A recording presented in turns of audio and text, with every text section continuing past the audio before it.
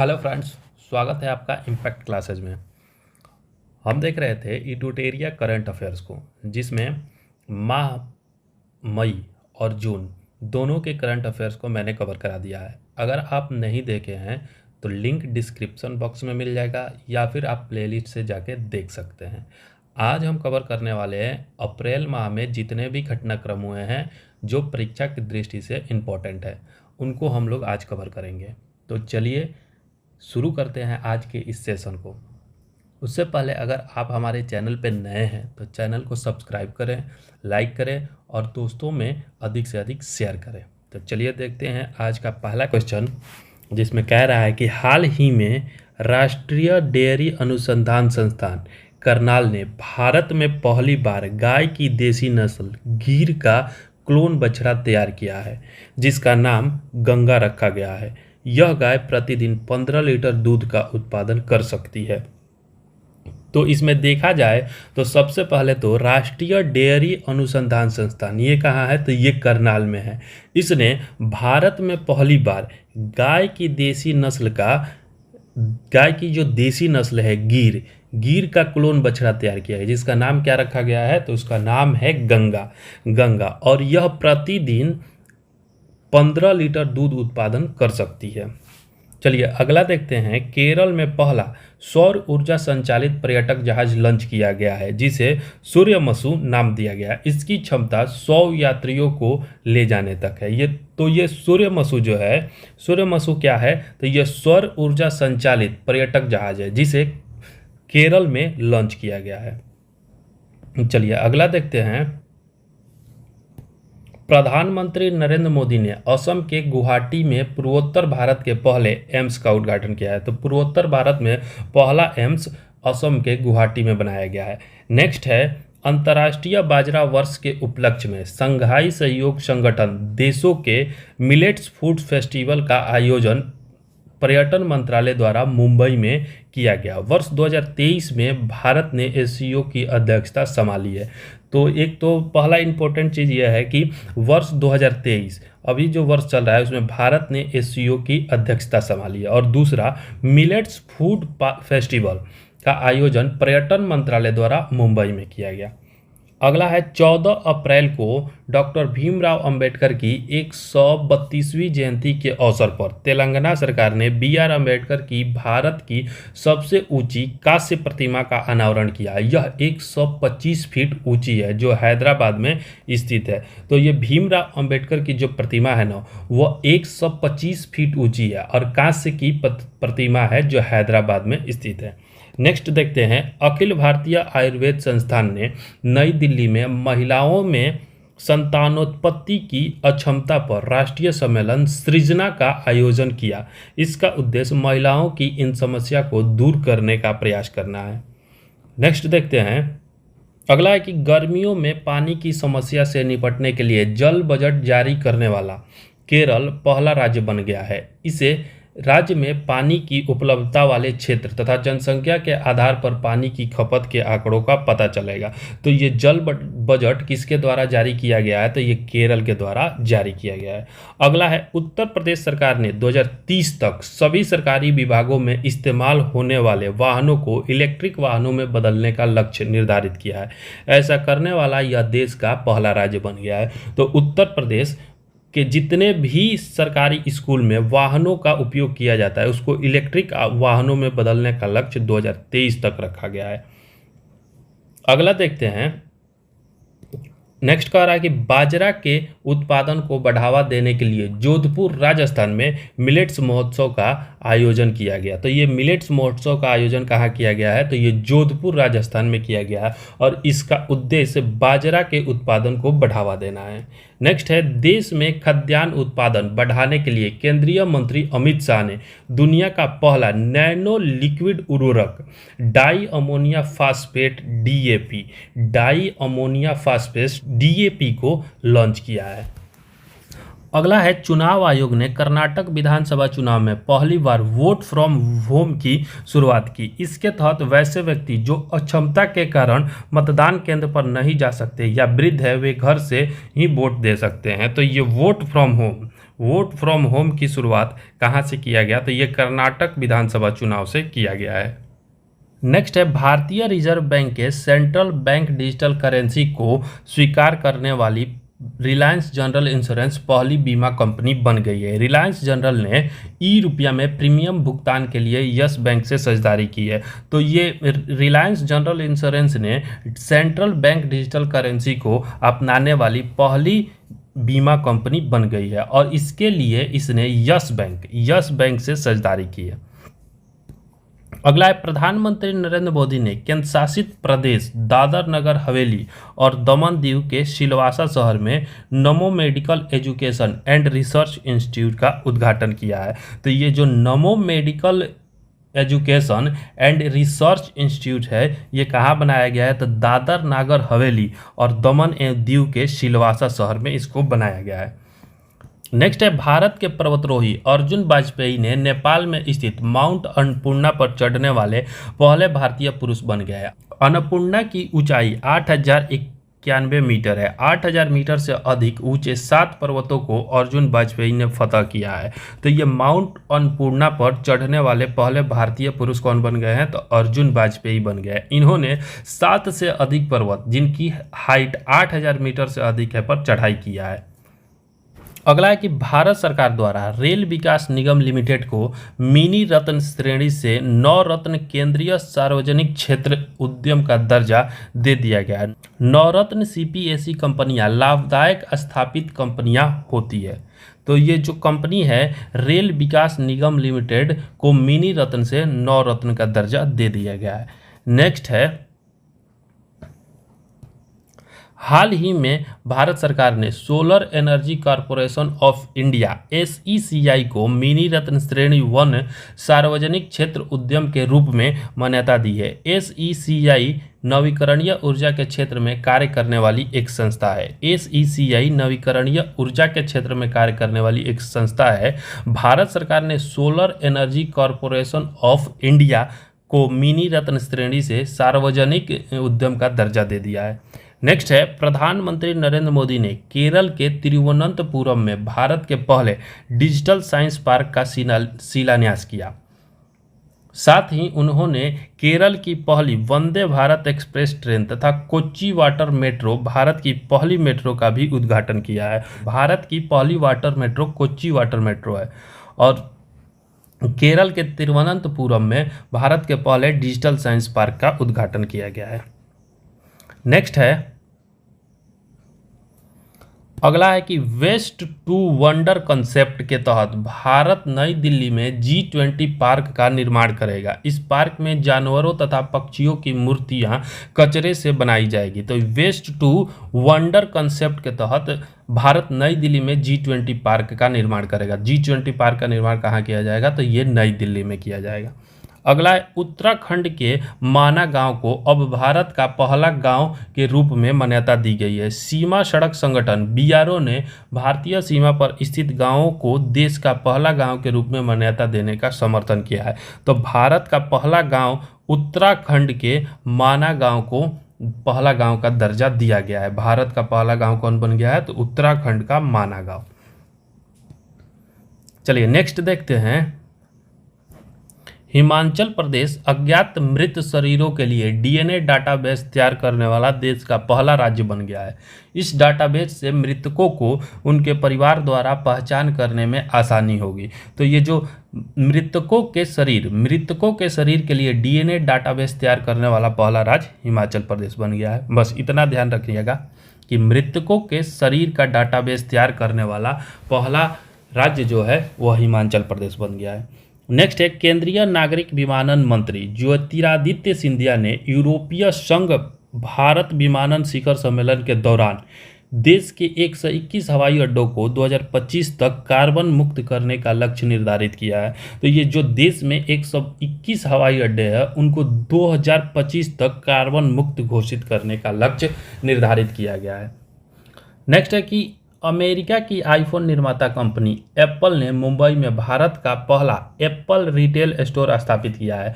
यह स्टोर पूरी तरह नवीकरणीय ऊर्जा से संचालित होगा। एप्पल के सीईओ कौन है? तो एप्पल के सीईओ टिम कुक है। नेक्स्ट देखते हैं, हिमाचल प्रदेश के शिमला के मसोबरा में राष्ट्रपति द्रौपदी मुर्मू ने राष्ट्रपति निवास तथा ट्यूलिप गार्डन का उद्घाटन किया।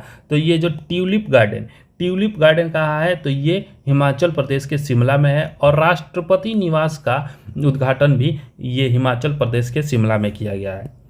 अगला है, असम के गुवाहाटी में 11,000 से अधिक नृत्यकारों ने बिहू नृत्य का प्रदर्शन कर Guinness book of world record में नाम दर्ज किया है। तो ये जो बिहू नृत्य है, इसको ध्यान में रखिएगा कि बिहू नृत्य किस राज्य का लोक नृत्य है? तो ये असम का लोक नृत्य है, ये पूछा जा सकता है। अगला प्रश्न देखते हैं कि भारत की अध्यक्षता में G20 कृषि मुख्य वैज्ञानिकों की 100वीं बैठक 17 से 19 अप्रैल को वाराणसी में आयोजित की गई। इस दौरान महर्षि पहल को अपनाने के बात की गई, जिसमें मिलेट और अन्य प्राचीन अनाजों पर अनुसंधान को बढ़ावा दिया जाएगा। तो ये जो महर्षि पहल को अपनाने की बात की गई है, वो कृषि G20 के कृषि मुख्य वैज्ञानिकों की 100वीं बैठक में वाराणसी में की गई है। नेक्स्ट है, भारत का पहला 3D प्रिंटेड डाकघर बेंगलुरु कर्नाटक में बनाया जा रहा है। यह तकनीक पारंपरिक भवन निर्माण लागत को 30% से 40% तक कम करता है तथा समय की भी बचत होती है। तो ये जो भारत का पहला 3D प्रिंटेड डाकघर बनाया जा रहा है, वो बेंगलुरु कर्नाटक में बनाया जा रहा है, इसको ध्यान में रखिएगा। नेक्स्ट है, हाल ही में मध्य प्रदेश सरकार ने ट्रांसजेंडरों को अन्य पिछड़ा वर्ग ओबीसी में शामिल करने का फैसला किया है। इसके बाद ट्रांसजेंडरों को राज्य सरकार की नौकरियों में आरक्षण का लाभ मिल सकेगा। तो ये मध्य प्रदेश सरकार है ना, तो ये ट्रांसजेंडरों को अलग से दर्जा नहीं देकर ये अन्य पिछड़ा वर्ग में ही शामिल कर दिया है। मध्य प्रदेश सरकार के द्वारा ये शामिल किया गया है। इसको ध्यान में रखिएगा कि किस सरकार ने ट्रांसजेंडरों को ओबीसी का दर्जा दिया है। तो ये मध्य प्रदेश सरकार के द्वारा दिया गया है। चलिए अगला देखते हैं,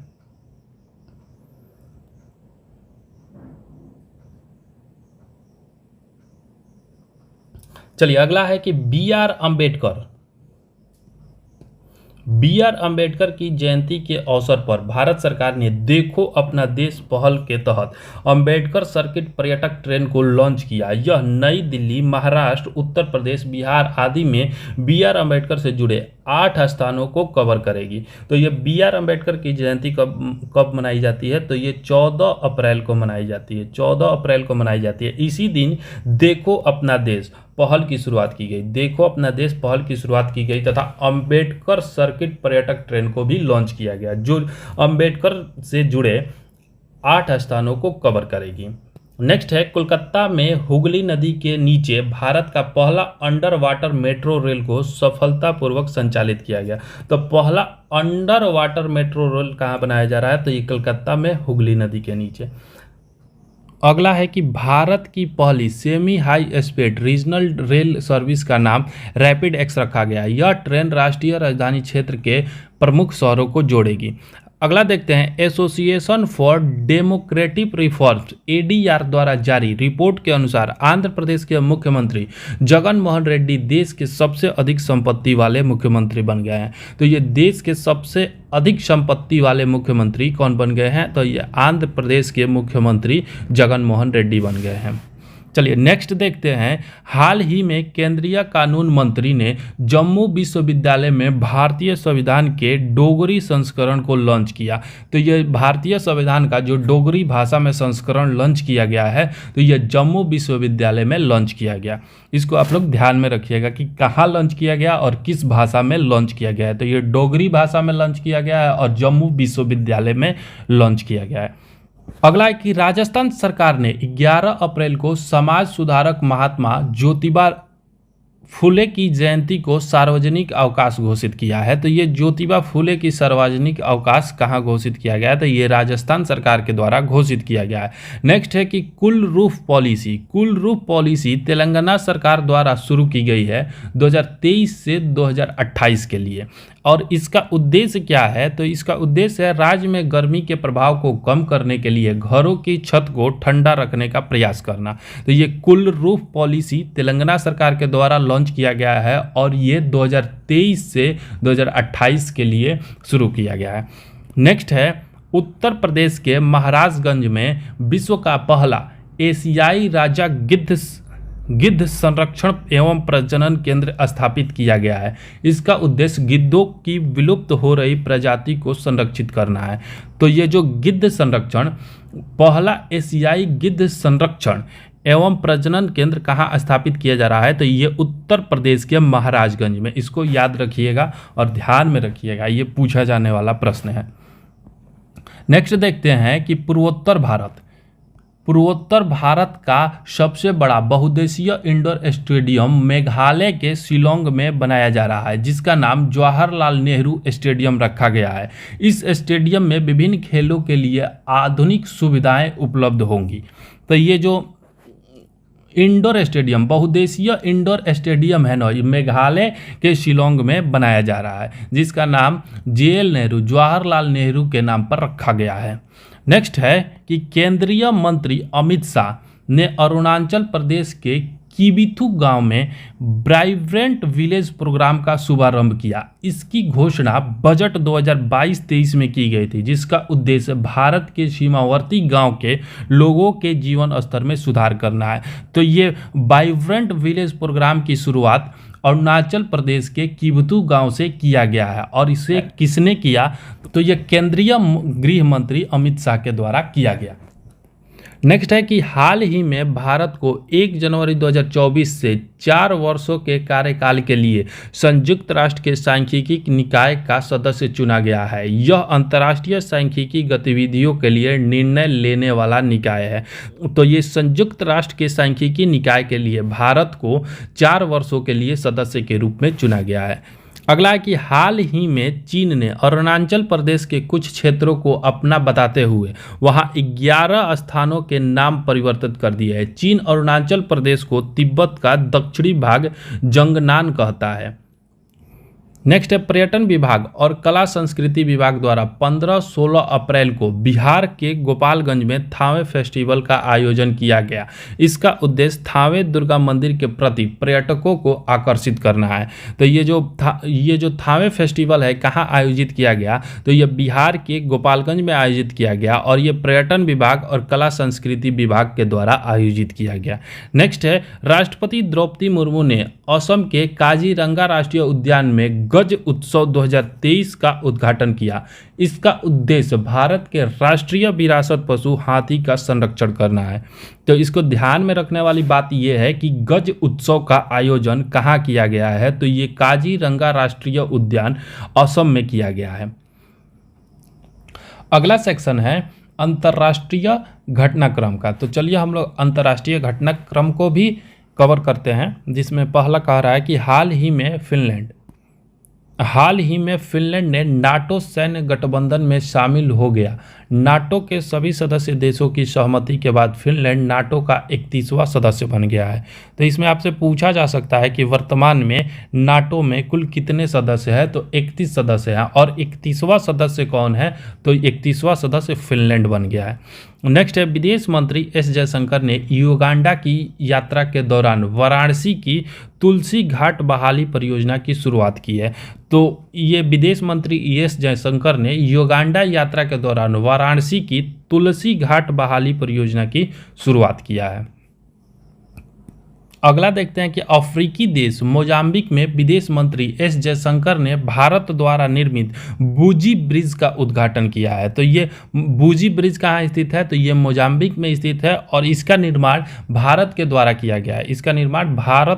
किया गया है और इसका उद्घाटन विदेश मंत्री एस जयशंकर द्वारा किया गया। नेक्स्ट है PRET पहल विश्व स्वास्थ्य संगठन द्वारा शुरू किया गया। PRET पहल की शुरुआत विश्व स्वास्थ्य संगठन के द्वारा किया गया है और PRET का पूरा नाम होता है preparedness and resilience to emerging threats, और इसका उद्देश्य है भविष्य में कोविड-19 जैसी महामारियों से निपटने के लिए बेहतर रणनीति बनाना। तो ये प्रेट पहल जो है किसके द्वारा शुरू किया गया है, तो WHO विश्व स्वास्थ्य संगठन के द्वारा शुरू किया गया है। नेक्स्ट है यूके के ऑक्सफोर्ड विश्वविद्यालय में विकसित मलेरिया वैक्सीन R21 के उपयोग को स्वीकृति देने वाला पहला देश घाना बन गया है, जो अफ्रीकी देश है। घाना एक अफ्रीकी देश है। अगला है कि हाल ही में चाबहार बंदरगाह पर भारत मध्य एशिया संयुक्त कार्य समूह की पहली बैठक मुंबई में आयोजित की गई। भारत और ईरान व्यापारिक संबंधों को बढ़ाने के लिए चाबहार बंदरगाह का विकास कर रहा है। तो ये जो चाबहार बंदरगाह है कहाँ स्थित है, तो ये ईरान में स्थित है। ईरान में स्थित है, इसी को बस आप लोग ध्यान में रखिएगा। चलिए नेक्स्ट देखते हैं कि 20 अप्रैल को भारत और थाईलैंड के बीच रक्षा वार्ता बैंकॉक में आयोजित की गई। भारत की ओर से रक्षा मंत्रालय में विदेश सचिव निवेदिता शुक्ला वर्मा ने भाग लिया। चलिए नेक्स्ट देखते हैं हारून ग्लोबल यूनिकॉर्न इंडेक्स 2023।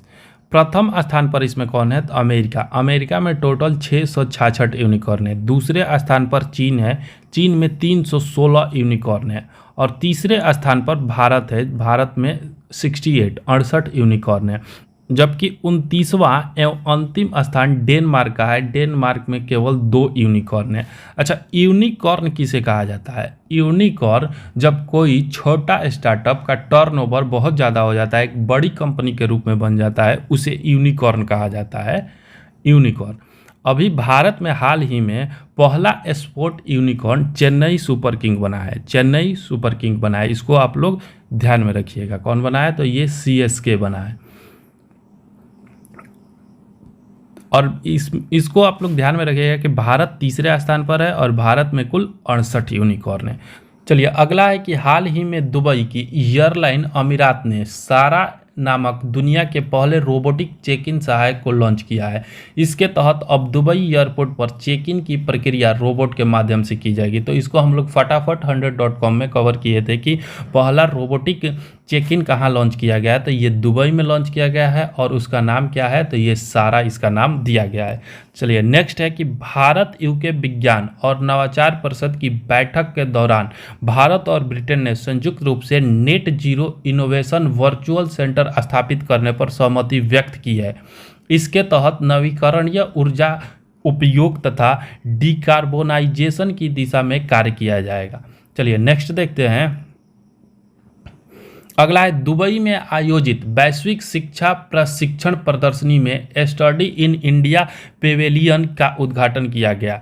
यह प्रदर्शनी वाणिज्य और उद्योग मंत्रालय विभाग तथा भारत सरकार के सहयोग से सेवा निर्यात संवर्धन परिषद द्वारा आयोजित किया गया। नेक्स्ट है कि हाल ही में जारी freedom in the world index के अनुसार तिब्बत दुनिया का सबसे कम स्वतंत्र देश बन गया है। तो इसको भी हम लोग कवर कर चुके हैं कि freedom in the world index में तिब्बत सबसे कम स्वतंत्र देश बना है, क्योंकि तिब्बत पर चाइना का अधिकार है। नेक्स्ट है world wealthiest cities report, wealthiest cities report 2023 London की संस्था हेनले एंड पार्टनर्स द्वारा जारी किया जाता है। दुनिया का सबसे अमीर शहर न्यूयॉर्क सिटी है, दूसरे स्थान पर टोक्यो है। भारतीय शहर में मुंबई 21वें स्थान मिला है। मुंबई को कौन सा स्थान मिला है, तो 21वां स्थान मिला है। सबसे अमीर शहर कौन है, तो न्यूयॉर्क सिटी है और दूसरा सबसे अमीर शहर जापान की राजधानी टोक्यो। नेक्स्ट है कि हाल ही में जारी एक रिपोर्ट के अनुसार सीरिया दुनिया का सबसे बड़ा नार्को स्टेट बन गया, अर्थात सीरिया अपनी अर्थव्यवस्था चलाने के लिए नशीली चीज़ों का अधिकतम निर्यात करता है। तो ये नार्को स्टेट कौन बन गया है, नार्को स्टेट सीरिया बन गया है। अगला है वर्ल्ड ऑफ स्टैटिस्टिक्स द्वारा जारी दुनिया के आपराधिक देशों की सूची में वेनेजुएला प्रथम स्थान पर है। भारत इस सूची में 77वें स्थान पर है। वर्ल्ड ऑफ स्टैटिस्टिक्स द्वारा जारी दुनिया के आपराधिक देशों में प्रथम स्थान पर कौन है, तो वेनेजुएला है और भारत 77वें स्थान पर है। इसको ध्यान में रखिएगा कि भारत का स्थान आपराधिक देशों में 77वें स्थान पर है। अगला है कि हाल ही में विश्व स्वास्थ्य संगठन WHO ने दो देशों तजाकिस्तान और अजरबैजान को मलेरिया मुक्त घोषित किया है। तो अभी अभी इसको ध्यान में रखिएगा कि तजाकिस्तान और अजरबैजान इसको मलेरिया मुक्त घोषित कर दिया गया है। अगला है कि हाल ही में अमेरिकी देश पेंसिल्वेनिया ने भारतीय त्यौहार दिवाली को आधिकारिक राजकीय अवकाश के रूप में मान्यता दी है। तो ये जो दिवाली है उसको पेंसिल्वेनिया में भी छुट्टी दिया जाएगा दिवाली के दिन। नेक्स्ट है एयरपोर्ट काउंसिल इंटरनेशनल द्वारा जारी 2022 के दुनिया के सबसे व्यस्तम हवाई अड्डों की सूची में अमेरिका का अटलांटा एयरपोर्ट शीर्ष रहा। वहीं भारत के इंदिरा गांधी इंटरनेशनल एयरपोर्ट को 9वां स्थान प्राप्त हुआ। तो सबसे व्यस्तम हवाई अड्डा में अमेरिका का हवाई अड्डा अटलांटा एयरपोर्ट प्रथम स्थान पर है और दिल्ली का इंदिरा गांधी इंटरनेशनल एयरपोर्ट 9वें स्थान पर है। चलिए नेक्स्ट देखते हैं।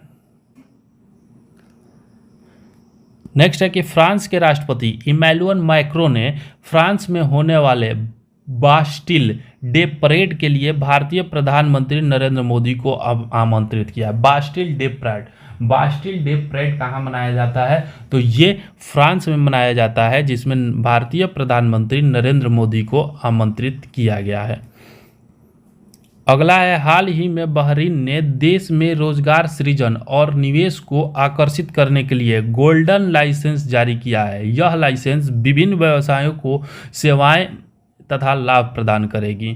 तो ये गोल्डन लाइसेंस किसके द्वारा जारी किया गया है? तो ये बहरीन के द्वारा जारी किया गया है। इतना ध्यान में रखिएगा कि गोल्डन लाइसेंस बहरीन ने जारी किया है।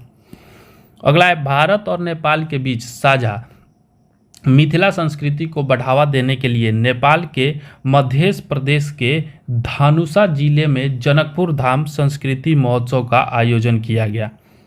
अगला है कि भारत की मेजबानी में 12-13 अप्रैल को शिक्षा मंत्रालय द्वारा SCO युवा लेखक सम्मेलन का आयोजन नई दिल्ली में किया गया। यह युवाओं को आधुनिक शिक्षा के अवसर प्रदान करेगा। तो ये जो युवा लेखक सम्मेलन का आयोजन कहाँ किया गया? तो ये नई दिल्ली में किया गया और भारत के शिक्षा मंत्रालय के द्वारा आयोजित किया गया। अगला है कि नासा ने आर्टेमिस 2 चंद्र मिशन के लिए 4 सदस्यीय टीम की घोषणा की है, जिसमें क्रिस्टीना कोच चंद्रमा पर जाने वाली पहली महिला होंगी तथा विक्टर ग्लोवर पहले अश्वेत व्यक्ति होंगे। तो ये जो नासा ने आर्टेमिस 2 चंद्र मिशन के लिए 4 सदस्यीय टीम की घोषणा कर दी है, जिसमें क्रिस्टीना कोच चंद्रमा पर जाने वाली पहली महिला और तथा विक्टर ग्लोवर पहले अश्वेत व्यक्ति होंगे। अगला है कि 5 अप्रैल को अंडमान निकोबार में 3 सेनाओं ने संयुक्त सैन्य अभ्यास कवच का आयोजन किया गया। तो ये अभ्यास कवच जो है ना, भारतीय सेनाओं के तीनों समूह जैसे थल सेना, जल सेना और वायु सेना के द्वारा ये अंडमान निकोबार में आयोजित किया गया था। नेक्स्ट है कि फ्रांस में आयोजित बहुराष्ट्रीय अभ्यास ओरियन में भारतीय वायुसेना दल ने भाग लिया। भारत की पहली महिला राफेल पायलट शिवांगी सिंह इसमें हिस्सा लेंगी। तो इसमें ध्यान देने वाली बात यह है कि ये जो ओरियन अभ्यास है इसका आयोजन फ्रांस में किया जा रहा है और इसमें भारत की ओर से पहली महिला राफेल पायलट शिवांगी सिंह इसमें हिस्सा ले रही हैं। अगला है कि यूरोपीय अंतरिक्ष एजेंसी ने बृहस्पति के बर्फीले तथा महासागर वाले चंद्रमा का पता लगाने के लिए Jupiter IC moon explorer launch किया है। तो ये जुपिटर आईसी मून एक्सप्लोरर किसके द्वारा लॉन्च किया गया? तो ये यूरोपीय अंतरिक्ष एजेंसी के द्वारा लॉन्च किया गया और इसका उद्देश्य है कि बृहस्पति के बर्फीले तथा महासागर वाले चंद्रमा का पता लगाना। अगला है कि हाल ही में केन्या ने स्पेसएक्स के रॉकेट से कैलिफोर्निया में स्थित बेस से अपना पहला पृथ्वी अवलोकन उपग्रह ताइफा 1 को लॉन्च किया, अंतरिक्ष में लॉन्च किया गया है। तो बस इतना याद रखना है कि ताइफा 1 किस देश का उपग्रह है। तो ये केन्या का उपग्रह है और इसको कहाँ से लॉन्च किया गया है? तो स्पेसएक्स के रॉकेट से कैलिफोर्निया से लॉन्च किया गया है। अगला है कि ग्रीस में आयोजित बहुराष्ट्रीय वायुसेना अभ्यास इनियोचोस 23 में भारतीय वायुसेना के विमान Su-30 MKIM C-17 ने भाग लिया। नेक्स्ट देखते हैं, इसरो ने 22 अप्रैल को सतीश धवन अंतरिक्ष केंद्र श्रीहरिकोटा से सिंगापुर के 2 उपग्रह टीलियोस 2 तथा न्यूमलाइट 4 का प्रक्षेपण किया। इसे PSLV C55 से भेजा गया। यह पृथ्वी अवलोकन उपग्रह है। ये जो टिलियोस 2 तथा न्यूमलाइट प्रक्षेपण किया गया है, ये उपग्रह सिंगापुर के उपग्रह है और इसको इसरो ने प्रक्षेपित किया। PSLV C55 रॉकेट से इसको प्रक्षेपित किया गया। नेक्स्ट है, अगला है कि हैदराबाद में स्थित स्काईरूट एरोस्पेस ने पूरी तरह 3D प्रिंटेड क्रायोजेनिक इंजन का सफलतापूर्वक परीक्षण किया है। इस इंजन का नाम धवन 2 रखा गया है। इसका परीक्षण नागपुर महाराष्ट्र में किया गया। नेक्स्ट है कि हाल ही में उत्तर कोरिया ने पानी के भीतर हमला करने वाले ड्रोन हेइल 2 का परीक्षण किया है। तो हेइल 2 क्या है? तो ये ड्रोन है जो पानी के भीतर हमला कर सकता है। और हेइल 2 किस देश का ड्रोन है? तो ये उत्तरी कोरिया का ड्रोन है। अगला है, हाल ही में तुर्की ने अपना सबसे बड़ा युद्धपोत तथा उभयचर हमला जहाज TCG अनादोलू को कमीशन किया। साथ ही यह दुनिया का पहला ड्रोन वाहक भी बन गया है। तो दुनिया का पहला ड्रोन वाहक कौन बन गया है? तो TCG अनादोलू बन गया है, जो तुर्की का है। इसको तुर्की ने बनाया है। नेक्स्ट है कि एलन मस्क की कंपनी SpaceX ने दुनिया के सबसे बड़े और शक्तिशाली रॉकेट स्टारशिप को लॉन्च किया है, लेकिन यह सफल नहीं हो सका। तो ये स्टारशिप को लॉन्च किया था SpaceX के द्वारा, लेकिन यह असफल हो गया।